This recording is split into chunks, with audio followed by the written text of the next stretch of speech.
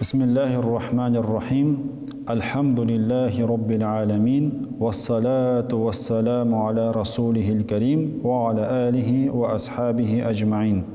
Assalamu alaikum wa rahmatullahi wa barakatuh.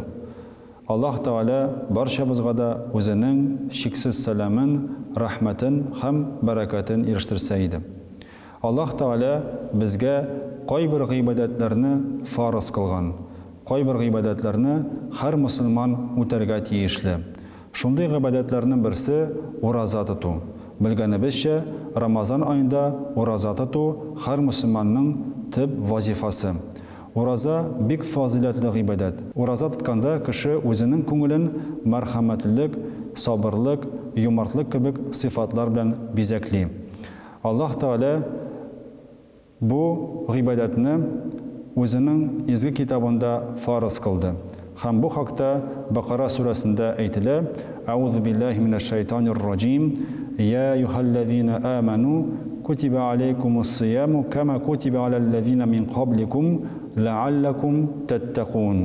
Ey iymon keltiruvchilar, sizga qadar bo'lgan qavmlarga roza farz bo'lgan kabi sizga da roza farz bo'ldi. Agar roza tutsangiz, shayat taqvolilardan bo'lursiz.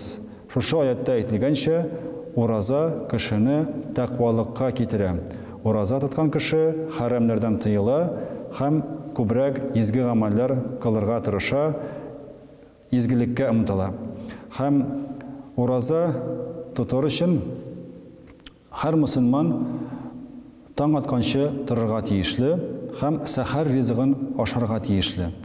Sahar rizqini oshov bek savobli. Sahar vaqti bek barakatli vaqt. Sahar vaqtida duolar qabul bo'ladi. Ham Payg'ambarimiz sallallohu alayhi vasallam sahar rizqini oshagandan so'ng duo qilgan, ham bizga da tubandagi duo o'qu kengash etiladi. Nawaitu an asuma sawma min al-fajri ila al-maghribi khalisan lillahi ta'ala. Ya'ni ya Rabbim, tong otgandan olib quyosh boyigancha qadar roza tuturga niyat qildim. Sening rizoliging uchun roza tuturga niyat qildim. Ayda shu duoni tam bir takbir qabatlik. Nawaitu an asuma sawma min al-fajri ila al-maghribi khalisan lillahi ta'ala. Ya'ni sening rizoliging uchun tong otgandan olib quyosh boyigancha qadar roza tuturga niyat qildim. Ham quyosh boyig'ach har musulmon Payg'ambarimiz sallallohu alayhi vasallam sunnati bo'yicha xurma jemishi yoki suv yoki tuz bilan og'iz ochirga tegishli. Og'iz ochgandan so'ng duolar qabul bo'ladi. Iftor vaqti bek shunday ezgi vaqt bo'lib sanaladi. Iftor vaqtida og'iz ochgandan so'ng tubandagi duo o'qu kengash etiladi. Allahumma laka sumtu wa bika amantu wa alayka tawakkaltu wa ala rizqika aftartu faghfir li ya ghaffaru ma qaddamtu wa ma akhartu. Ayda shu duoning tarjimasi bilan tanishamiz. Allahumma laka sumtu. Ya Rabbim, men sening rizoliging uchun roza tutdim. Allahumma laka sumtu wa bika amantu. Men senga iymon keltirdim. Va alayka tawakkaltu. Ham men senga tavakkal qildim. Men senga umid qildim, senga umidlandim. Va ala rizqika aftartu. Ham sening rizqing bilan iftar qildim, og'iz ochdim.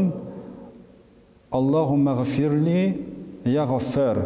Ya Rabbim, mening gunohlarimni yarliqa, sen gunohlarni g'afo etuvchi, ey gunohlarni g'afo etuvchi, mening gunohlarimni yarliqa. Ma qaddamtu va ma akhartu. Ma qadar qilgan gunohlarimni ham so'nggilarimda yarliqasang edi deb duo qilu kengash etiladi. Ayda shu duoni tag'in bir taqir qabatlaymiz. Allahumma laka sumtu va bika amantu va alayka tawakkaltu va ala rizqika aftartu faghfir li ya ghaffaru ma qaddamtu va ma akhartu. Аллаһ Тәгалә тоткан уразаларыбызны кабуллардан кылып, гынахларыбызны ярлыкаса иде һәм барчабызга да бәхет сәгадәткә ирешергә насип булса иде. Ассаламу алейкум ва рахматуллахи ва баракатуһ.